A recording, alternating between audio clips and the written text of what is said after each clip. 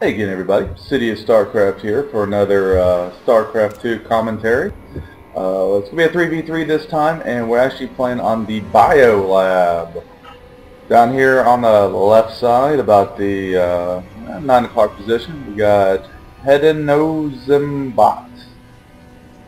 If I pronounce that correctly, probably not. Anyways, he's playing as the Red Protoss.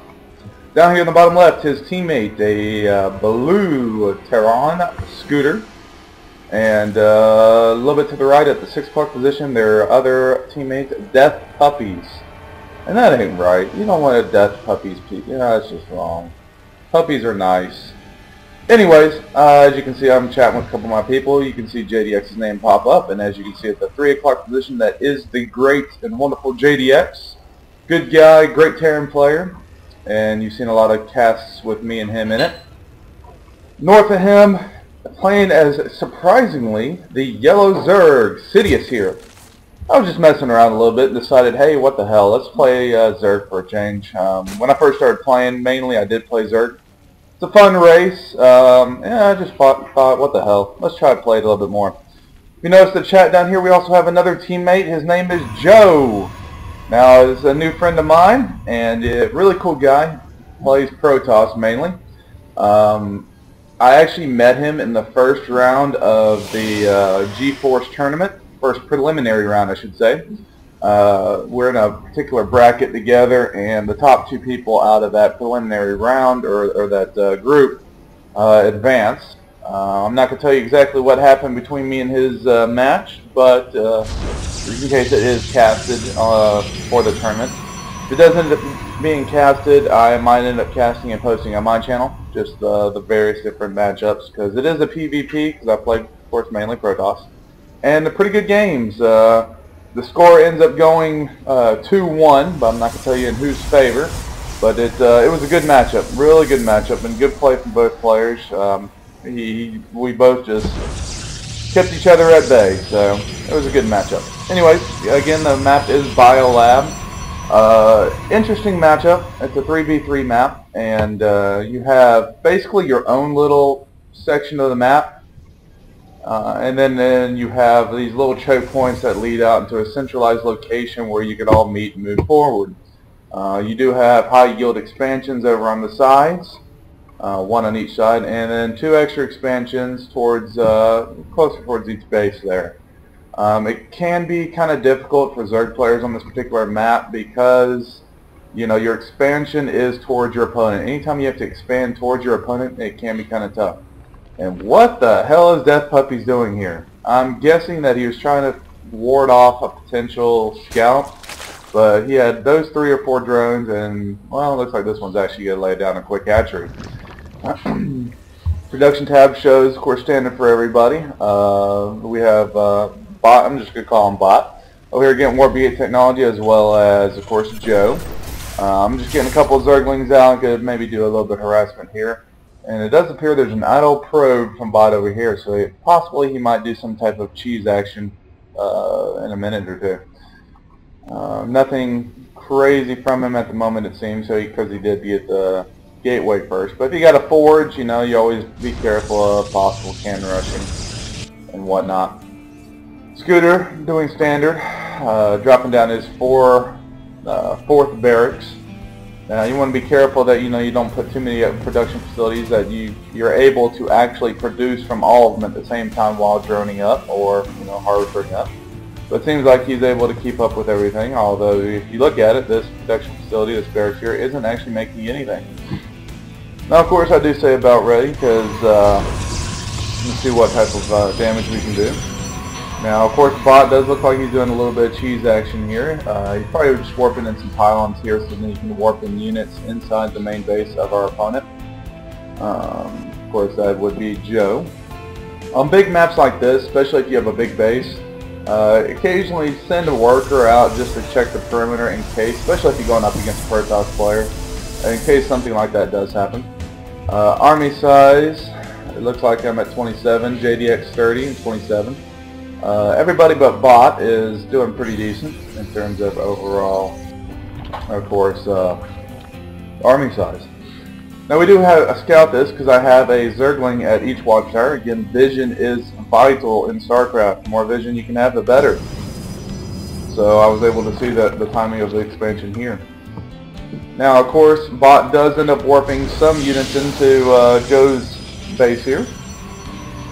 And let's see how many probe kills he ends up losing.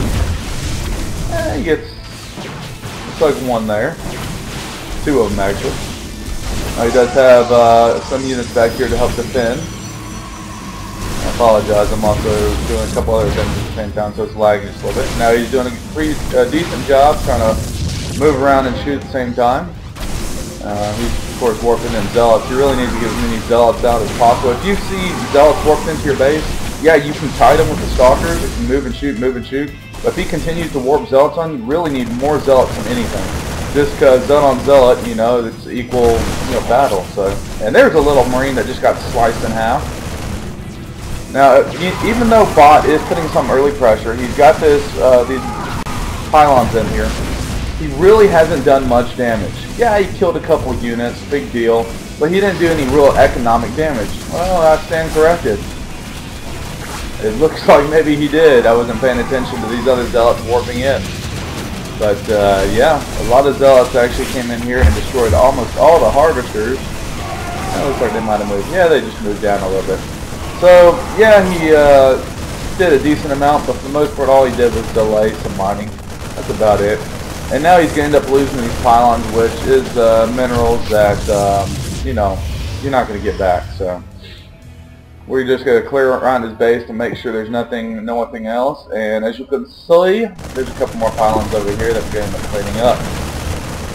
No, it really didn't do too much damage to Joe when you really think about it. Yeah, he lost some mining time, lost some probes, but for the most part, our opponent ended up losing more than anything. He's lost 2,000 minerals worth of things, and we lost about the same, but, you know, we actually have an army to go back on. He doesn't have much of anything. 26 supply, as you can see. Now, of course, I do end up getting some roaches here, just because roaches are pretty good against, of course, any type of Zergling or, you know, Marines or things of that nature. And, of course, if he stays with these Zealots, I can easily kite him back and forth. But I am going to move up here just to see a little bit of scouting, see what I can see. And see, of course, there's a lot of units up here. And I'm going to shoot a couple as I move back. He's going to try and intercept me with these Zerglings. It does a pretty decent job. So I'm getting a couple pop shots off. I probably could engage that, but what it does is actually allows JD to go into the front door. And that's what I was telling him in chat, is that, hey, I'll clear out the front door, move him away, you go in and try to do as much damage as you can. And now Scooter has to make a decision, come here and kill these roaches or fall back. But at the same time, as you can see, JDX fell right into the main bait, or the expansion of Death Puppies, and is going to go ahead and start taking out that expansion. So yeah, I lost my whole army, but as opposed to losing a whole expansion, they lost a lot more in that regard. Now we got a little Terran on Terran action. And it looks like probably Scooter's going to clearing this up. He's got a little more Marines than, of course, JDX does. Now JDX, I believe, actually has a rally point set over this way, so he's got to be careful about that. And Joe's going to end up dropping his expansion as well. So everybody's expanded on our team except JDX, and the only one actually is Bot expanded on this side. Keep up with your expansions, keep moving forward as you can. Now, Death Puppies has all these Zerglings sticking at the watchtower. You really only need one to capture the watchtower. So it would be better use of his units if he actually did some type of harassment. They do have speed, of course, so he might be able to sneak into a base when a supply depot is lowered, or, you know, do some type of harassment somewhere else. Just sitting there and actually really not doing anything for him isn't really helping him that much. I mean, you don't want to sacrifice your units if you can. But you don't want them to just sit idle and be doing absolutely nothing at all times. If that's the case, then what's the point of actually building any units in the first place? I'm going to poke up here a little bit. I'm not really engaging a fight. I just wanted to check and see what type of army setup they do have up here. And see, of course, that they do have the expansion. JDX does end up dropping down his command center and wisely goes for a planetary fortress. Anytime you're a Terran player and you have to put a base closer to your opponents, having a planetary fortress is definitely ideal just because it protects it against itself.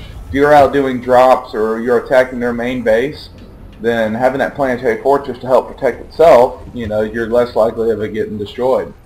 So it's pretty good in that regard. But if you do outlying expansions, like if you were to expand over on the sides, any high yield, it's good to do a planetary fortress. But maybe if you expand it over here or something of that nature, you can probably just get away with doing a orbital command. Joe looks like he's harvesting up. Just about everybody is. I'm sitting at 37, Joe's 38, and JDX 34. Looks like the Zerg player is forgetting to build harvesters. 18 supply, and everybody else is about 30 or 30, late 30s, 40s. Now it looks like he's mainly focusing on attacking units. As you can see, we got a few mutas here. We got what, 8, 6, 14 mutas sitting here. So since he's not droning up, he really has to use these mutas to some degree and actually cause some type of damage. If he just lets them, you know, sit there and do nothing like he does his Zerglings, then it's not going to work to his advantage at all. He does end up coming into my base, and my reaction time is a little slow, as you can see here. And he ends up going straight for the hatchery, it appears, and then changes up and goes into taking out my drones. I ended up losing just about everything just because I wasn't focused so much on that, because we have shared unit control. So for the most part, I'm the one actually controlling the units and attacking, plus I'm macroing. So I'm doing micro and macro, while for the most part JDX and Joe are just focusing on building units and trying to hold up in that nature. So I am the one, even though I'm Zerg player, I am the one that uses those forces out there, block off most of the Marines, take out what I can.